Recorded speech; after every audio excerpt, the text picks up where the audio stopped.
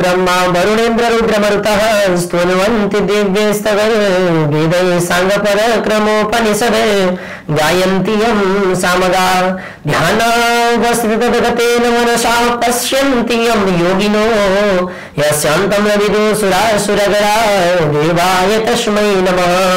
श्रीमत्सङ्गनचर्चितोज्ज्वलवपुः शुक्लाम्बरा मल्लिका मालालङ्कृतकुण्डला प्रविलसन् मुक्ताबले शोभिता सर्वज्ञनिधानपुस्तकधरा रुद्राक्षमालाकरा वाग्देवी वदनाम्बुजे वसतु मे त्रैलोक्यमाता शिरं मूकं करोति वाचालं पङ्गुं लङ्घयति गिरिं यत्कृपातमहं वन्दे परमानन्दमाधवं। नमो भगवते तस्मै व्यासाय मिततेजसे यस्य प्रसदद्वक्ष्यामि नारायण कथामिमां। नारायणं नमस्कृत्य नरं चैव नरोत्तमं देवीं सरस्वतीं व्यासं ततो जयमुदीरये देवीं सरस्वतीं व्यासं ततो जयमुदीरये। श्री स्वस्थानी माता को जय, सदा शिवजी को जय जय, सत्य सनातन वैदिक धर्म को जय जय हो। आज हामीहरू 31औं अध्याय यानी कि अन्त्य अध्याय पढ्दैछौं। समापनको दिन रहेको छ। समापनको दिन जहिले पनि उत्सव हुनुपर्छ, दिव्य हुनुपर्छ। त्यसकारणले गर्दाखेरि आज हामी हजुरहरूले पनि ध्यानपूर्वक स्वस्थानी मातामा मन लगाएर सुन्नु होला र अवश्य पनि हजुरलाई पुण्य प्राप्त हुनेछ। जय श्री राधे। अथ 31औं अध्याय पवित्र उपाख्यान। अगस्त्य मुनि सुन्नुहुन्छ, हे कुमारजी गोमालाई त स्वयं शिवको पार्वतीको सप्तऋषिको कृपा थियो र स्वस्थानीको व्रतलाई निमित्त पात्र तुल्याएर तिनलाई उनैले राजमाता बनाएको हुन सक्छ। सुलोचनाको पूर्वजन्मको अधुरो तपस्या थियो होला र यस जन्ममा पूरा गर्ने सूर्यलोकमा चिरस्थायी वास पाइनु होली।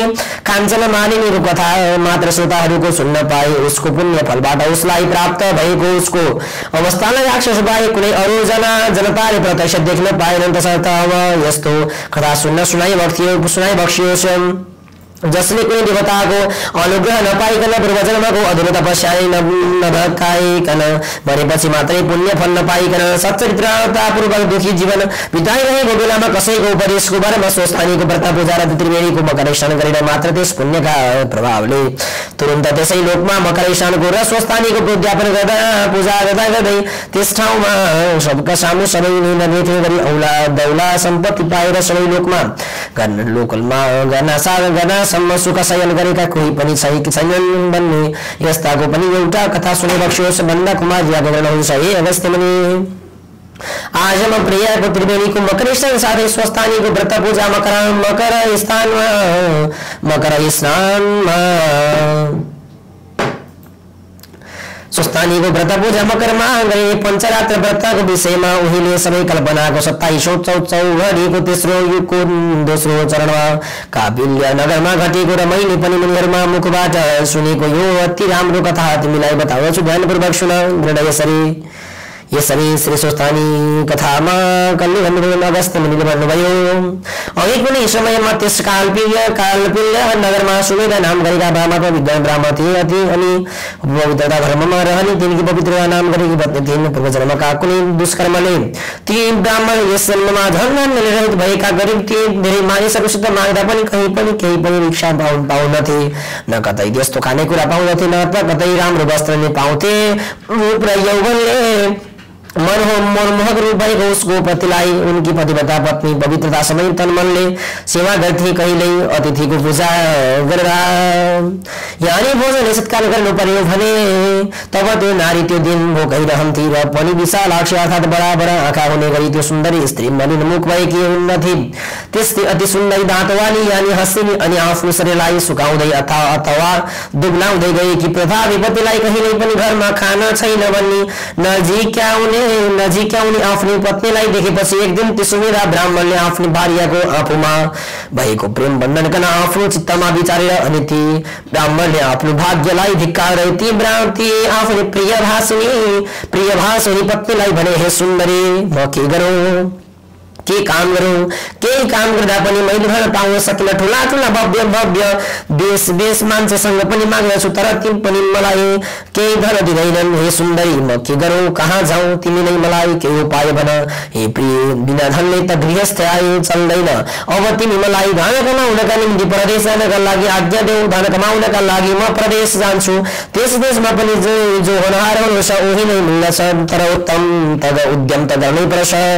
उद्यम नगरिकन कुनै पनि कामको पनि सिद्धि हुँदैन। त्यसै कारण बुद्धिमानहरू सधैँभरि कल्याणकारी राम्रो उद्यमीको प्रशंसा गर्दछन्। आफ्ना पतिको त्यस्तो कुरा सुनेर आँखाभरि आँसु बडबम भएर विनयले गन्ध गर्दन केही झुकाएर त्यो बुद्धिमती नारीले हात जोडेर बोलिन्, तपाईँ भन्दा जानकार यता कोही छैन, तपाईँले नै आज्ञा दिएकी हुनाले अर्थात् सोधिएकी हुनाले म अहिले यहाँ बनिरहेकी छु। हमेशै आपत्तिमा परेका पनि हितैषी मनुष्यहरूले हितैकै कुरो बोल्दछन्। यस पृथ्वी तलमा जहाँ कहीँ भए गए पनि कहिले दान गरेको नै फल मिल्दछ। दान नगरिकन त सुनको मेरो पर्वतमा गए पनि केही पाइँदैन। गर्नुहोस् है, दान भनेको गर्नुपर्छ।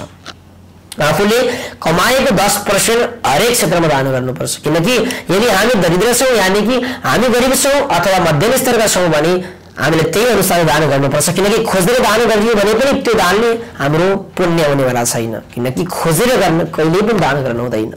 यदि धनाढ्य व्यक्ति छ भने त्यसले आफ्नो कमाएको 10% अवश्य पनि के गर्नुपर्छ, दान गर्नुपर्छ।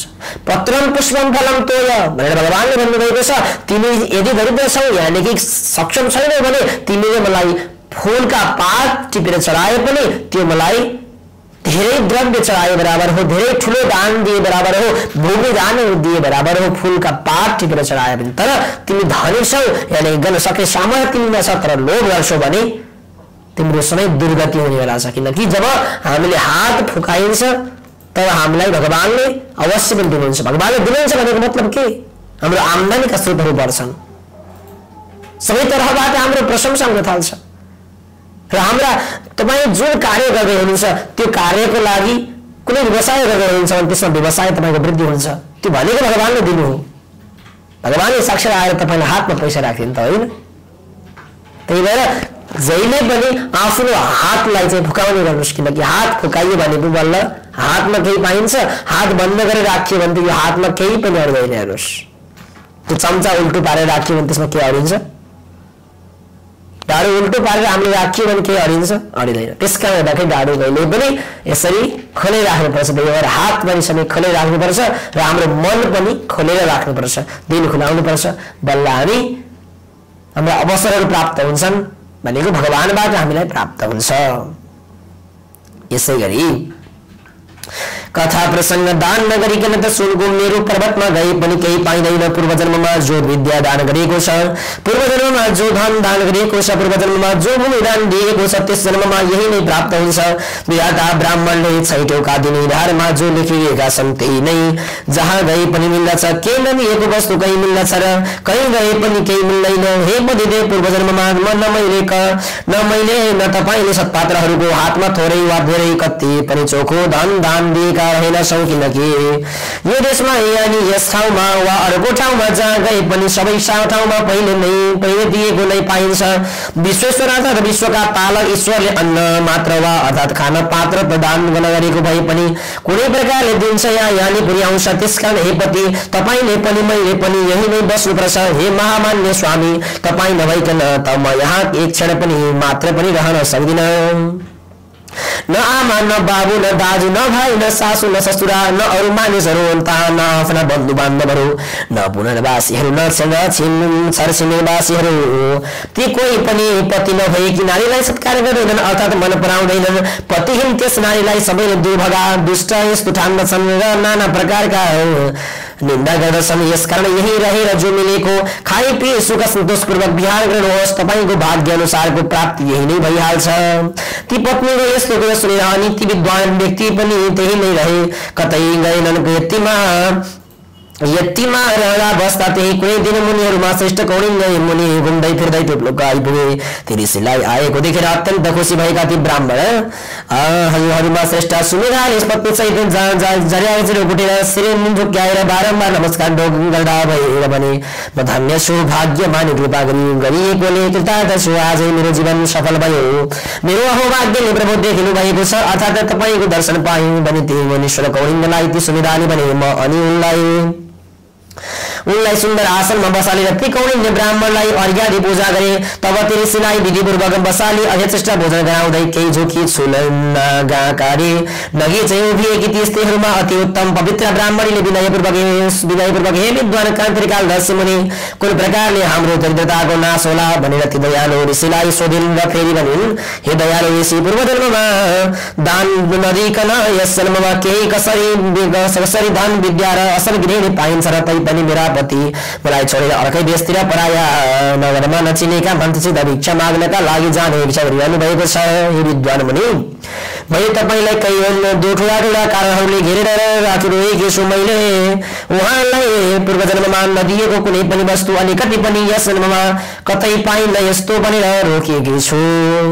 मेरो अहोभाग्यले हे मुनि श्रेष्ठ तपाईँ यही नै आइपुग्नु भयो। जो सत्यको सेवा सत्कार गर्न पाए तपाईँको कृपा भयो भने मेरो दरिद्रता चाँडै नाश हुनेछ। यस कुरामा मलाई कति पनि संशय छैन। हे ऋषिवर, कुन उपायले मेरो दरिद्रता निश्चय नै नाश हुन्छ? हे कृपाका सागर मुनीश्वर, यस सागरमा यस बारेमा बताते तपस्या अनुसार नियम जे गर्नुपर्ने हो मलाई बताइ बक्सियोस् भन्ने यस्तो सुशीला सती साध्वीले गएको कुरो सुनेर तब ती मुनिश्रेष्ठ कौडिन्यले मनमनै केही बेर गरिएर विचार अनि सारा पाप समूहलाई शान्त पार्ने समस्त दुःख दरिद्रता लगाउने अत्यन्त श्रेष्ठ अति उत्तम यस लोकमा सम्पत्ति सुख ऐश्वर्य प्राप्त हुने व्रतको बारेमा बताउन लागे। हे पतिव्रता मन भएकी पतिव्रता देवी, यसका लागि तिमीले 3 वर्षसम्म संयमपूर्वकको नियम पालन गर्नुपर्छ भनी अनि सम्प्रयाग राजको त्रिवेणीको यस त्रिवेणीमा गरेको माघ स्नानको महिमा उनलाई सुनाउन थाल्नुभयो। हे पवित्रता, जस्ता प्रकारले रातभरि चिसिएको स्थलमा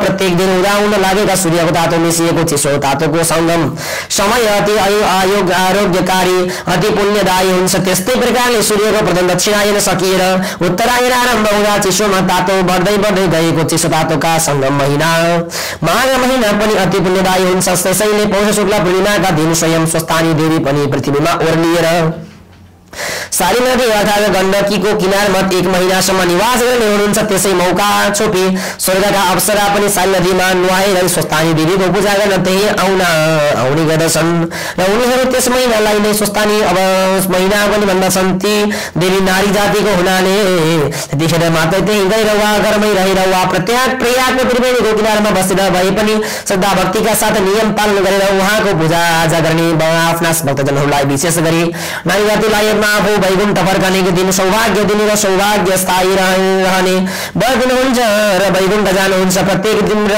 जसरी प्रत्येक राशिमा सूर्य सर्दा त्यो महिनाभरि पृथ्वीका प्राकृतिक वस्तुहरूमा पर्ने सूर्यको शक्ति भिन्नै हुन्छ।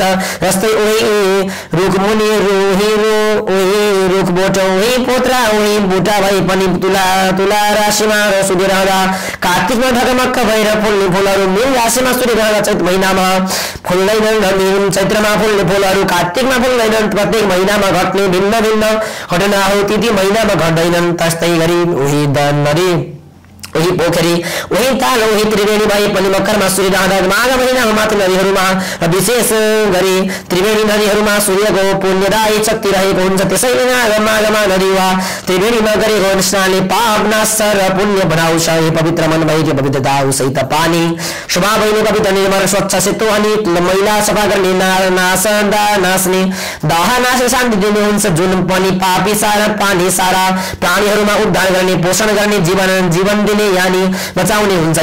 यसै उसले सारा वीरमा पानी नै नारायण देवता हुनुहुन्छ भनिन्छ। त्यस्तो नारायण रूप पानीमा विशेष गरेर बगिरहने नदी र अझ त्रिवेणीका जलमा ती सूर्य रहेका भए बर्खा पुण्यदायी भक्तहरू माघ महिनामा नदीका जलमा रहने भएकोले जस्तो ग्रहहरूमा सूर्य प्रधान छ जस्तो नक्षत्रहरूमा चन्द्रमा प्रधान छन् त्यस्तै सम्पूर्ण शुभ कर्म गर्नका लागि महिनाहरूमा माघ महिना अति श्रेष्ठ छ।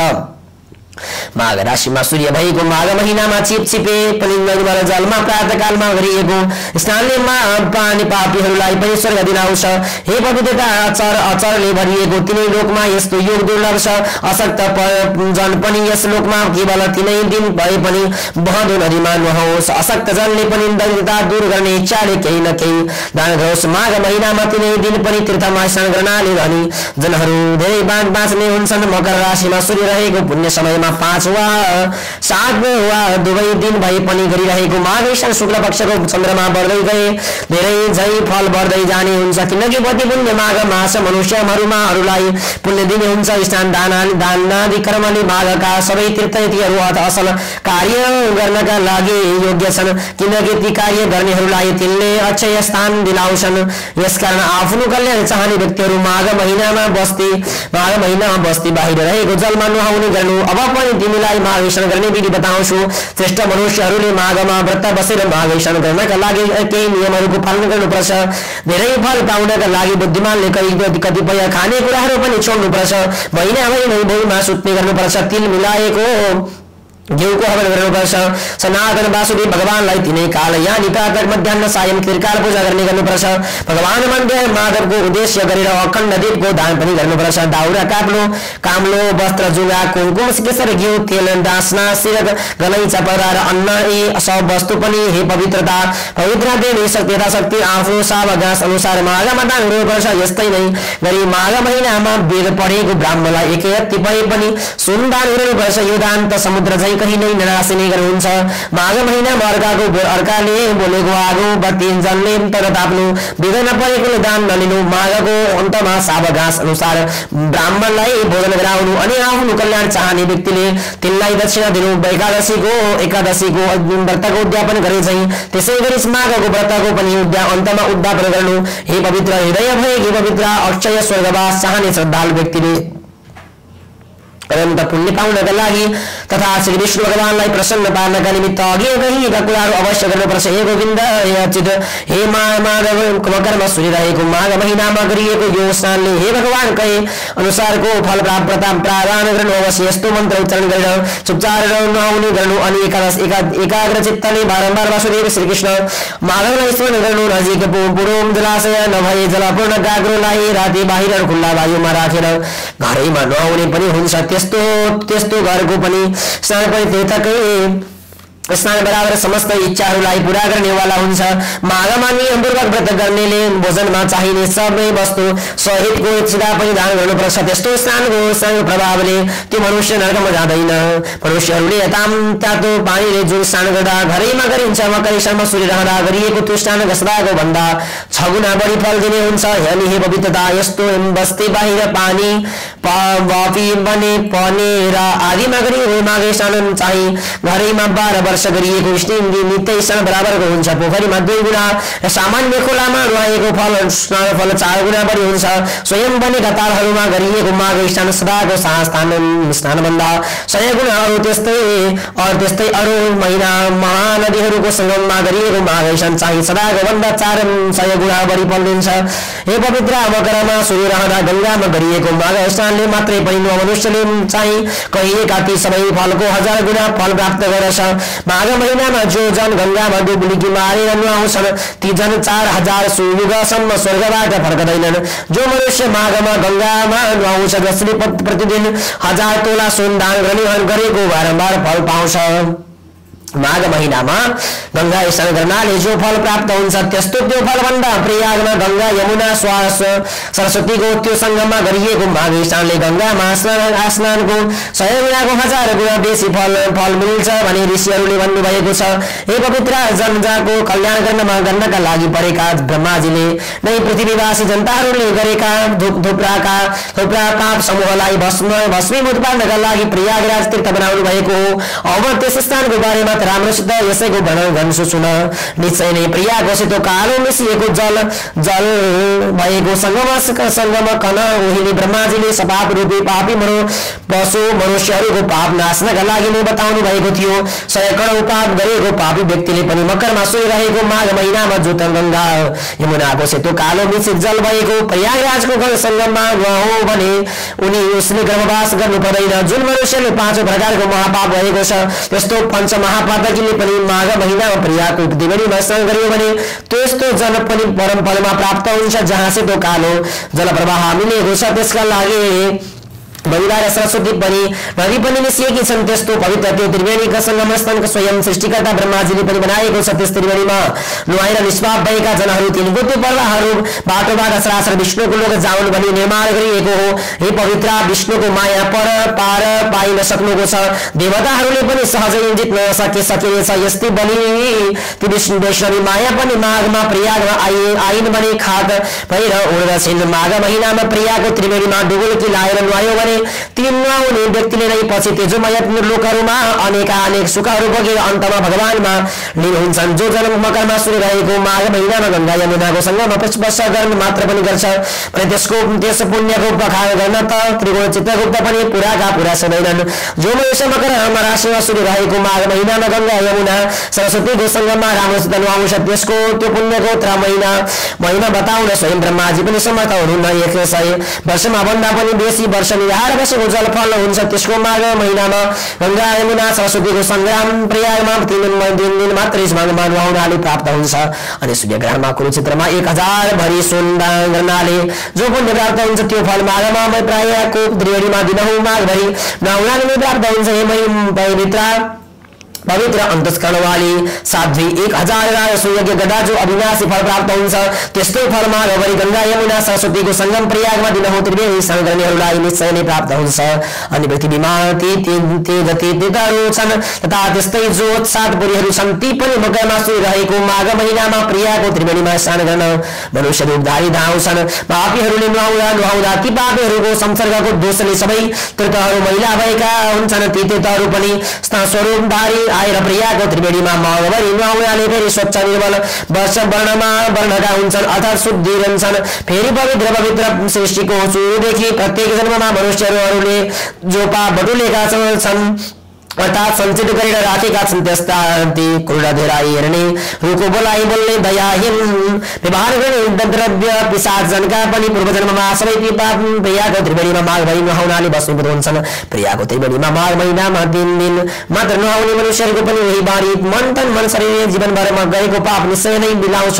जो मनुष्य प्रियामा त्रिवेणीमा स्नान महिनामा 3 दिन मात्र नुहाउँछ त्यो मनुष्य सर्पले आफ्नो पुरानो छाला यानि काँचुले त्यागे चाहिँ अनि ऊ पनि आफ्ना सबै पाप त्यागेर जान्छ। जहाँ सुकै पनि बहेको गङ्गाजीको क्षेत्रको समान मानिएकी छन्। अथवा गङ्गामा जहाँ नुहाए पनि कुरुक्षेत्रमा नुहाएको फल समान फल प्राप्त मिल्छ। जुन ठाउँमा गङ्गाजी विन्ध्य पर्वतमा ठोकिएको छ त्यहाँ नुहाउनाले अन्त गङ्गाजीमा नुहाएको भन्दा दक्षिणा पुण्य फलदायी हुन्छ।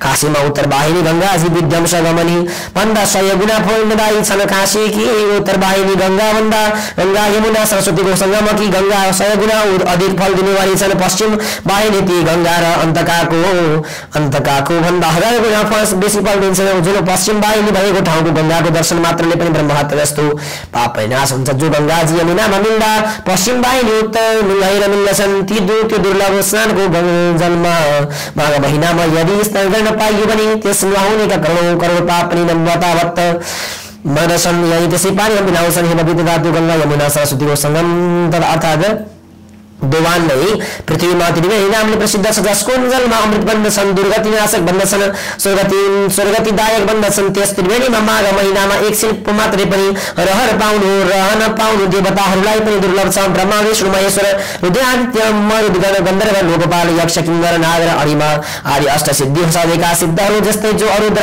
तत्व व्याख्याताहरू अनि ब्राह्मणी पार्वती लक्ष्मी सचिमी र अदिति दिति आदि सबै देव पत्नीहरू पनि तथा नागपत्नीहरू पनि रम्भा उर्वरी तिलोत्तमा आदि अप्सराहरूका समूह त्यस्तै समस्त पितृका गणहरू पनि माघ महिनामा प्रियाको त्रिवेणीमा स्नान गर्नका लागि त्यहाँ आउँछन्। तिनीहरू सत्ययुगमा प्रत्यक्ष रूपले आउँथे भने अरू युगमा गुप्त रूपले आउँछन्। प्रियाको त्रिवेणीमा माघ महिनामा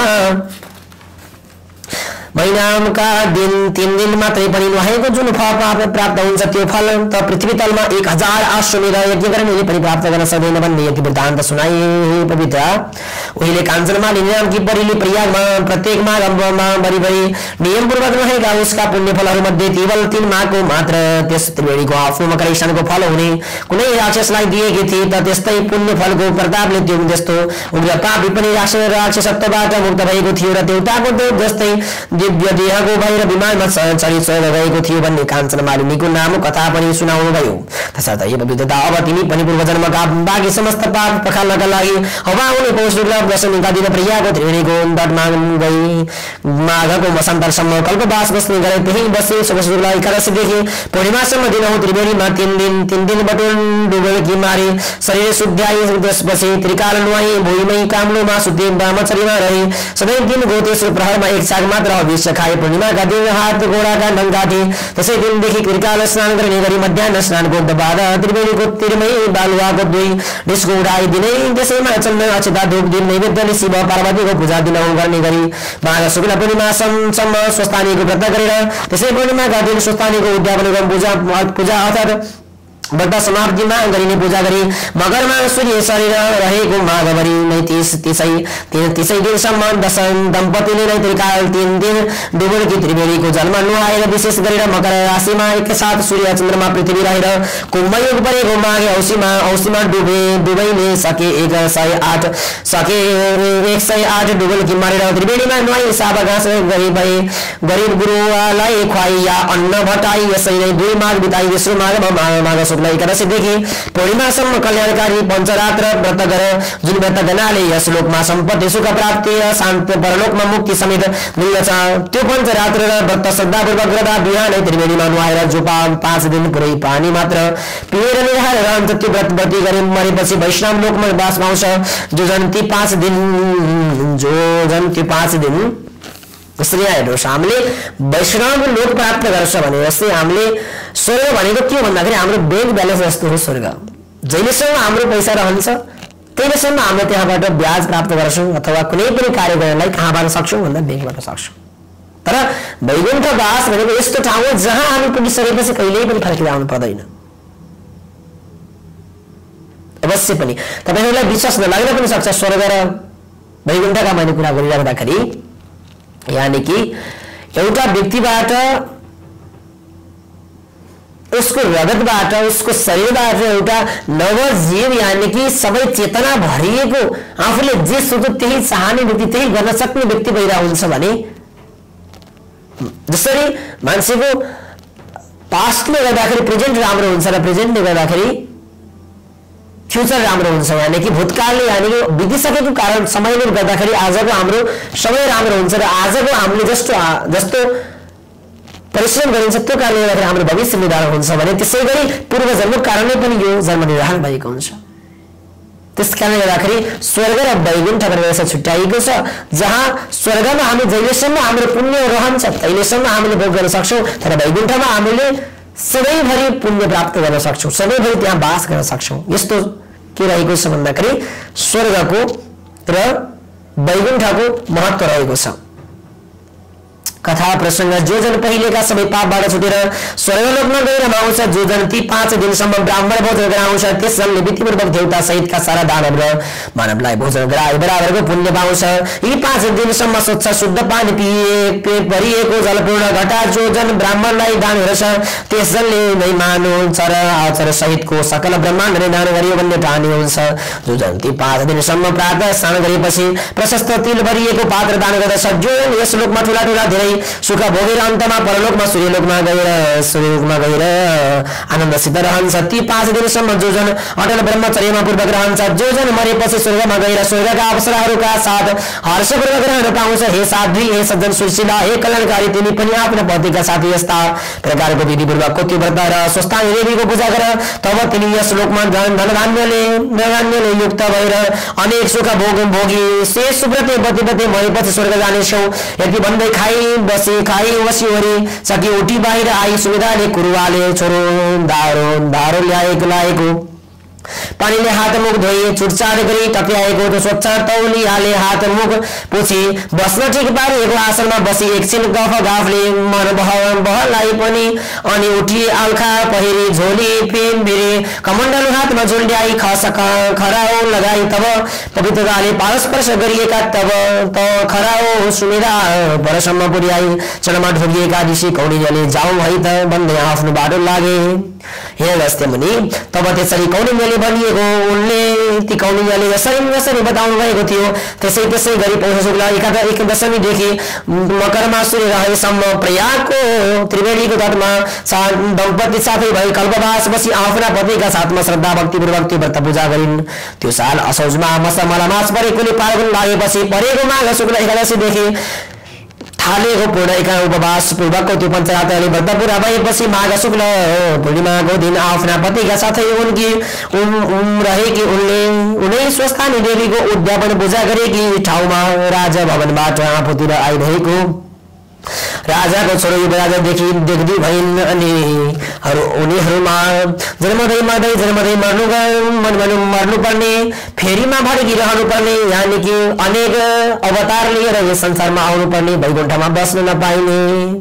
त्यसकारण हे अगस्त्य मुनि, लाखौं वर्षसम्म अनेक कष्ट सहेर बल्ल बल्ल पाएको यस मनुष्य जन्ममा त्यो 84 लाखको फेरोबाट छुट्नका लागि जसले यो मनुष्य चोला पाएको छ, जो मनुष्य भएर जन्मिएको छ, त्यसले लाखौं योनिहरू यानी कि लाखौं जन्महरू बिताएर बल्ल मनुष्य जन्ममा पाएको छ। त्यही भएर हामीले समाजमा जहिलेसम्म परिवारमा रहिन्छ तहिलेसम्म परिवारमा राम्रो काम गर्नुपर्छ, जहिलेसम्म समाजमा बसिन्छ समाजमा उत्कृष्ट बन्नुपर्छ, जहिलेसम्म राष्ट्रमा देशमा बसिन्छ तबसम्म समाज र देशमा राम्रो काम गर्नुपर्छ। किनकि जब हामीले यो शरीरबाट सास छोडिन्छ र शरीर पनि यही हुन्छ तब हाम्रो शरीरको कुनै पनि अस्तित्व हुन्न। हामीले धेरै राम्रा कामहरू गर्छु भनेर चाहेर पनि हामीले गर्न सक्दैनौँ त्यो अवस्थामा। त्यसकारण गर्दाखेरि जहिलेसम्म पृथ्वीमा रहिन्छ, जहिलेसम्म समाजमा रहिन्छ तहिलेसम्म राम्रो काम गरेर आफू बिदा भइसकेपछि पनि समाजमा एउटा दियो बाल्न सकियो भने बल्ल त्यो मान्छेको जीवनको जन्मनुको सार हो र मर्नुको पनि सार हो। मर्न हरेक व्यक्तिहरू मर्नुपर्छ जन्म लिइसकेपछि, तर मर्नुको पनि सार बनाएर जसले छोड्न सक्छ त्यो व्यक्ति नै महान हो। त्यसकारणले म खाऊ मै लाऊ सुख सय लवा मोजा नगरौँ, म बाँच्छु मै नाचु अरू सब मरुन् दुर्बलहरू भनी दारा धस्नी अबु जसठा देखि छक परी चिताखितका छोरी अभयसित हाँसु मरी मरी।